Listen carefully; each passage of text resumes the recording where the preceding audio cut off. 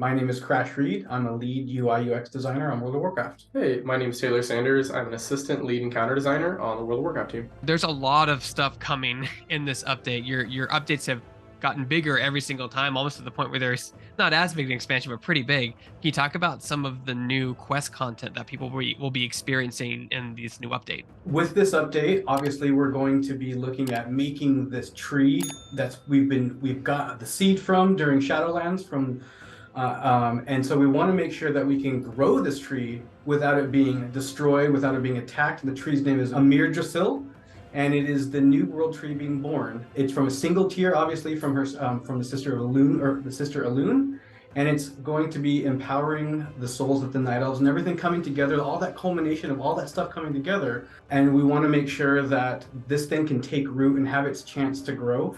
But part of the quest line will be representing how vulnerable that tree is in the Emerald Dream, right?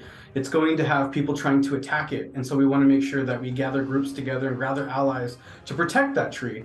And also there will be a big event where you can come together to help nurture and raise the tree as well. So you'll kind of be working towards that tree on two fronts. One with the public objective. You'll be meeting with a wandering ancient named Spruce Crown, who will help you or give you a mini quest and things that you'll need to do throughout that activity to help you raise that tree and help it grow. As well as you'll be working with Veranoth and Rathian, who are kind of share as misfit dragons. And they're going to team up with the adventurers together on a quest line to seek out new Dragonflight allies to come together to help defend that tree. So you'll be kind of doing that on two fronts, helping the tree grow in some events, as well as taking on a quest line to defend and protect that tree. And then something else that's coming too is you'll have the opportunity to wrap up the tier quest line, which is really cool. You'll be able to, where we left off, right, we found the discs that Luke had his memories, so now we're going to go and see the culmination of that event as it plays out through this last part. It's really kind of cool to see like the world tree come back. You guys kind of planted the seeds, no pun intended, in the previous expansion. But I'm an old school guy, so like I was there when the world tree fell in Warcraft 3. Like I remember I was there, Gandalf. Like, what has it been like bringing that kind of lore, bring it back for a new generation to see the importance to the Night Elves and the dream of what this tree is? So, as a Druid player from day one, back in 2004, this patch or this content update is really important sort of for me, and I think for a lot of players who really resonate with the Night Elf race and, the Druid class. It's going to be really cool to see a new world tree sort of take root on Azeroth. We've seen what has happened to Teldrassil and Nordrassil, and those world trees are sort of an integral part of the history of the Night Elf race and sort of Druidism, like at large, in Azeroth. The importance of Amir Drasil and its appearance, on the Dragon Isles really cannot be overstated, right, for the next chapter of Dragonflight. And here in the Emerald Dream, we're going to have, our incarnate that we know and love, from Dragonflight, Farok, who's here to sort of, take the energy of the tree and corrupt it for his own purposes. So the world tree is at center stage for the Guardians of the Dream content update. And just really stoked to see players, impressions from PTR and their sort of first impressions from getting their hands on the content update. For you guys are adding a new raid in this update. Like, what goes into designing a raid? Because this game's been along for longer than 15 years. You guys have done tremendous backend improvements on service stability, instancing, encounters. Like, how do you go about creating a new raid that's different so it's not just like copy paste from something else in the world? I think in addition to all the sort of technical and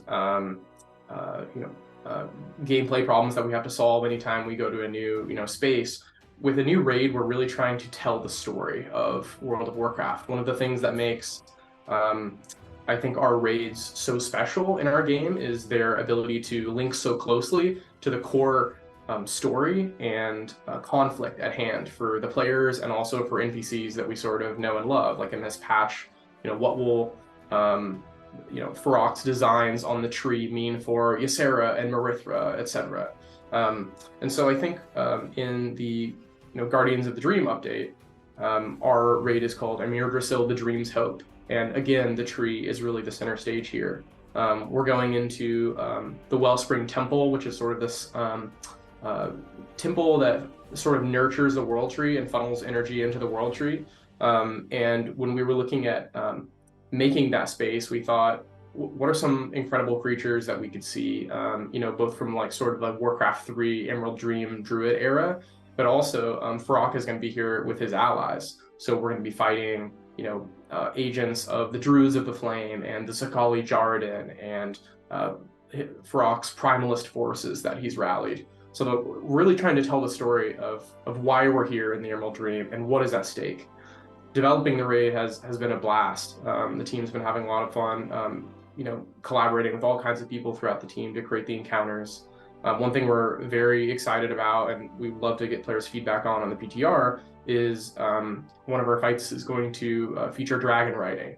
Dragon riding is a huge feature throughout Dragonflight, and we're excited for players to finally, get on Dragonback and, embrace the fantasy of fighting this Druid of the Flame character like during the raid. How does that, is that a challenge? Because it uses real physics. So how do you, because the last time I think I've used Lith King, there was like a dragon riding segment in the dungeon, right? But it wasn't physics based. It was kind of just like a fun thing. How do you implement physics into something like raiding, something that you have to be pinpoint in your positioning and your timing and your rotation? We hope the players are really going to enjoy how we have spun the really novel gameplay of dragon riding into what would be a standard raid gameplay, I guess. So players are going to be fighting the boss's name. He's a Druid of the Flame named Tendril Sage Swift, and they're going to be fighting him like almost around a Myrdrasil in the boughs of the tree itself.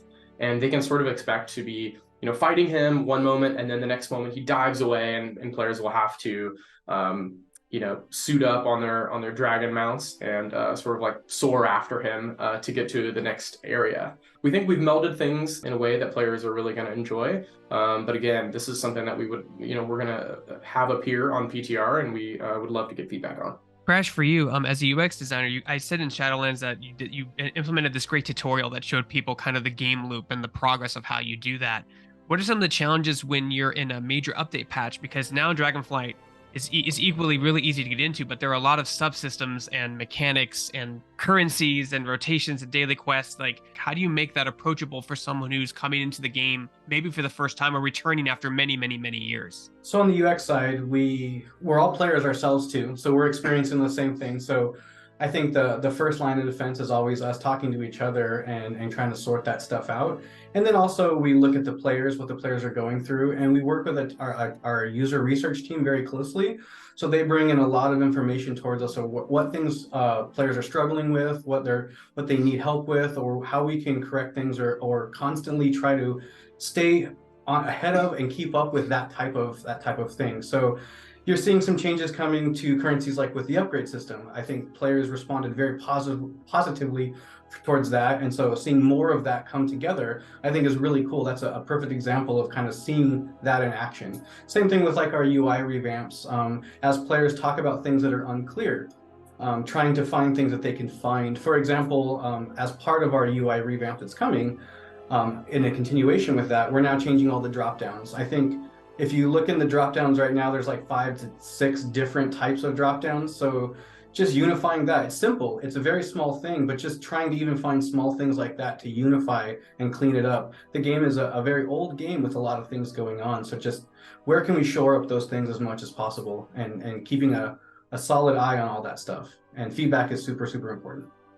Is it difficult because your community, you always talk with internally and your community, but I feel like the game is so fragmented into the different types of communities that play your game. You have your PvPers, but there's arena PvPers and there's battleground PvPers, right? You have your PvE, but there's mythic, and then there's raiding, and then there's just standard transmoggers who do runs for transmog. Like, is it difficult hearing all that feedback? And you even have your pet battlers, you know what I mean? The people who just play the game because they enjoy that the most. Is it difficult taking all that feedback and making sure that you kind of touch each one with your team without getting overloaded or getting behind?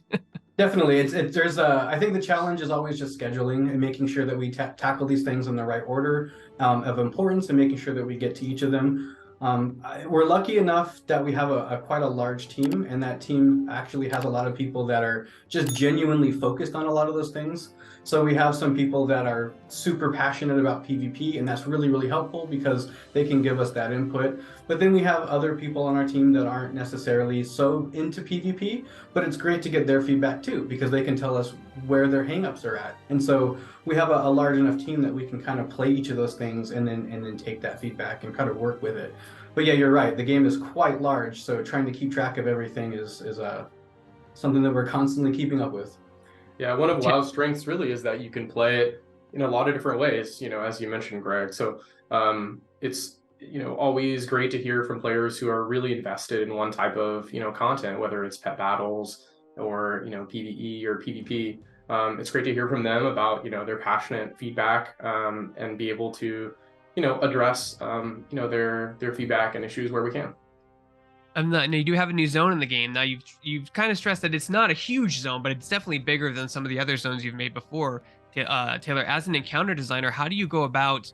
Because I feel like the way you tackle zones now has evolved tremendously. Like you can kind of go anywhere and do anything. Like how do you work with your team in making encounters so that they can do it however order they want, but you can still tell a story? So one of the things that we're most excited about for the new zone in Guardians of the Dream is that players will be able to Dragonflight immediately, right, as soon as they zone in. Much like other zones in Dragonflight, that does present some unique challenges. When players are able to go anywhere as soon as they enter the zone, we have to be really careful about how we tell the story of what is going on in the zone. Our quest designers are very skilled at this, making sure that you run into the right characters at the right time, and we think the story will flow very naturally once you enter the Emerald Dream.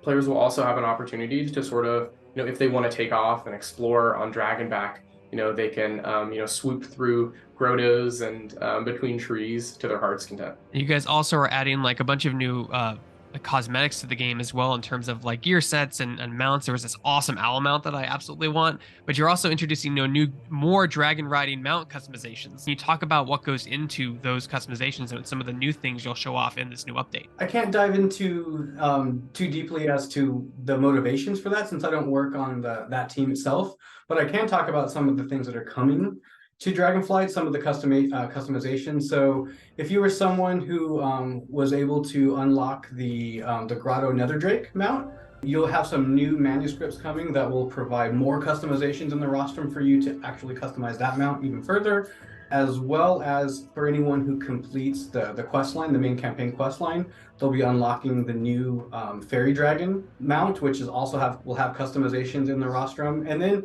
just in general, we're adding more to the barbershop itself. So just customizations abound, not just for those mounts alone, but the barbershop will also have more. So druids will be able to update like the balanced druids. For the first time, they're going to be able to do a lot with their Moonkin unique forms, which is really cool. For all those druid fans out there, I play a shaman, but my wife plays a Moonkin, and she's so pumped. And then also new hair colors for Blood Elves, so they'll be having some things coming. So just customization abound, I think. And then on top of that, with dragon riding, we'll be adding in 2 new glyphs.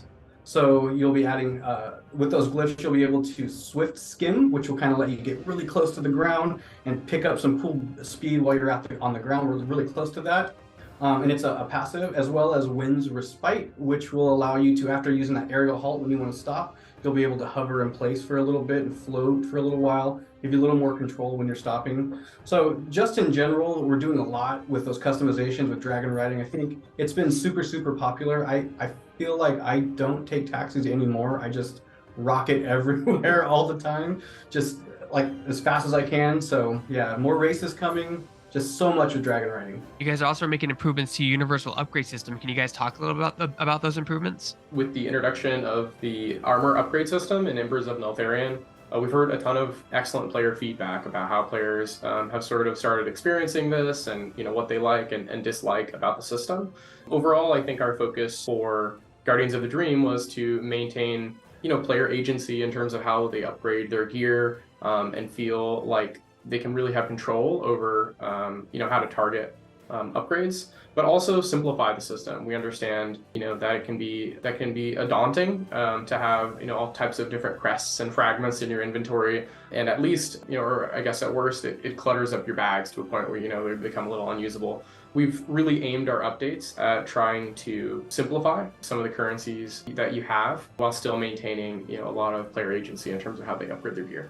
Now, I know you guys aren't part of the dungeon team, but I have to ask, you have a new Mythic Dungeon Plus rotation. What goes into deciding what dungeons go in rotation? Can one of you give me an idea of like what goes into making a dungeon that didn't used to be Mythic Plus and turn it into a Mythic Plus dungeon?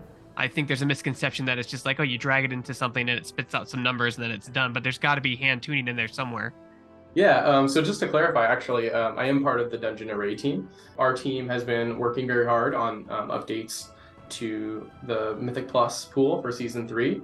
So I think players can, if they remember the details of Vortex Pinnacle before Season 2, they can sort of understand that a lot goes into bringing a dungeon, out of the vault, so to speak, and into the current rotation for the season for the Mythic Plus pool. What we try to maintain from its older iteration until the new one is a sense of place, and making sure that the place, when you return to the Vortex Pinnacle, that your memories are, that we hit that nostalgic hit, right? That you're returning to the plane of air, right? And that you're seeing the types of enemies and the types of creatures that you would expect. But at the same time, for a game mode that is so popularly enjoyed and competitively enjoyed as Mythic Plus, we want to make sure that the enemies and places and mechanics that we include in the dungeon are sort of reflective of our modern design philosophies. So sometimes that means polishing up visuals, redoing some of the spawning, so making sure the players have some dynamic routing options, and also sometimes just updating abilities that maybe don't work as well with the type of class utility and mechanics that players have in the current iteration of the game. So Crash, like you guys said, you guys did a massive UI update for this expansion. What's it been like since the launch and the multiple updates you've done? Like, talk about how you've worked with the community and developed that internally to keep on improving that design so it's more accessible and more understandable than it ever has been before in WoW, to be honest. Oh, absolutely. So we try to attack that, like I mentioned before, our user research team, we try to attack this from multiple angles. We want to ensure that we all have our own ideas and the things that we think would be great. But we want to make sure that it's obviously, like you said, accessible. So we work with that user research team to make sure that we're hitting all those accessibility notes, and making sure that not only does this give you cool customization features, but it makes sure that it helps players who haven't had an opportunity to play the game they wanted to or the way they need to get that chance as well. So it's kind of taking a huge step back and looking at everything holistically, and then putting things in order and deciding what's the order of importance, what will have the biggest impact right away. Which is why we started with the HUD. We felt like the HUD was just, that's the first thing you see. It's what you interact with a lot. So we tackled that first. We have a lot more coming soon. So I expect this to be a big ongoing thing. We have a lot more UI coming in that regard. But yeah, it's a very large endeavor, making sure that we hit, let's say for the resource bars, making sure that the kind of buffs that you have, they don't disappear, they're where you expect them to be. But then they've also been updated and had a nice little touch to make them feel not so in your face. So it's a large amount of going through player feedback, sorting through the things that just weren't working from the past, or maybe could have been better, and bringing those things forward. And I think the community has done a fantastic job over the years defining the things that they really, really want. We have the luxury of WoW being an older game, and so we have lots of data to fall back on and player sentiment to talk through and look at. So that is one of the things that we spend a lot of time doing, is going through that stuff to the past, looking at that data, working with our team actively. And then, as you said, making sure we talk to various groups, talking to new players coming in, talking to veteran players who've been playing for a long time, talking to players who consider themselves really hardcore versus those who are like, I'm very casual and I like to play the game a very certain way. And so we want to make sure that we hit this for everybody. That's me. I just want to do the dungeons and get my gear and then like look cool. Like that's what I would play, right? That's everyone plays differently now. It's crazy. And then did your team, because I mean I know you guys are on the Dragonflight team, but do you guys look at hardcore and take lessons from there, or vice versa when like doing new updates and patches and balancing, or just in overall systems? It can even be from a technical standpoint, not a gameplay standpoint. The talk around the office is all about hardcore and how much Right. fun we've been having with that, and players have been having with that. It's awesome to see all those stories shared of like where people died or where they got away by their fingernails. It's something that we're always sort of watching, right, in our community, like any updates that the classic team does, or classic hardcore servers embrace. No plans right now for for Dragonflight. But it's always something that we're kind of keeping an eye on, and I think there's a lot of really fun gameplay there for players to enjoy. And then, Crash, what's the single? What's your for you personally? What's the most thing you're excited about for people to experience with 10.2? Oh man, there's quite a bit. I mean, all of the quests that I talked about, all the really cool content, the raid, obviously, being able to experience the Emerald Dream. I think having 2 trees go down, being able to support this tree to bring it back up, like those are all amazing things. But I'm also a big UI nerd, so I geek out over some of the littlest things. And right now, we are doing part of our revamp is revamping the class resource bars. And so if you're a priest, so your insanity bar or your maelstrom bar on a shaman or your fury bar on a demon hunter, all of those will have a lot more art. They'll be a lot more up-resed, and the fantasy will be a lot stronger than just being a colored bar as it was in the past. So having a lot more of that flavor is important. I think hopefully players will really enjoy what they see. The thing I'm looking forward to most is the showdown with Farak. In our raid in Guardians of the Dream. He is such a incredible character that we have seen now, especially in the cinematic that released with Fury Incarnate. And so I'm really looking forward to seeing sort of how his plans play out, and really getting a chance to, fight him in a raid setting. Some of my favorite memories in World of Warcraft are fighting into bosses and raids. And I can't wait to get in there with my guild and play him. And I'm really excited to see what player feedback is like, once the content update goes live. The Druids of the Flame, we haven't seen them since Cataclysm. Like, are we gonna get a guest appearance by like Ragnaros someplace? Like, is he gone? Is he coming back? Like, what's the story with him? Because we defeated him, but like, when you stay defeated in WoW, you're never really defeated, right? Like, that's the Yeah, players will sort of have to stay tuned on the future of the Druid of the Flame, and if they have any designs on seeing Ragnaros again. But within the Amir Drasil, the Dream's Hope, the raid and the new content update, there is another Fire Lord who we haven't seen since Legion, who will be making an appearance. So players will be fighting Smolderon within the raid, and Farak has sort of built up a tenuous alliance, if it could even be called that, with Smolderon and the forces of the Firelands. And they will feature heavily in the raid. So you will get your dose of Firelord before the content update is over. Don't worry.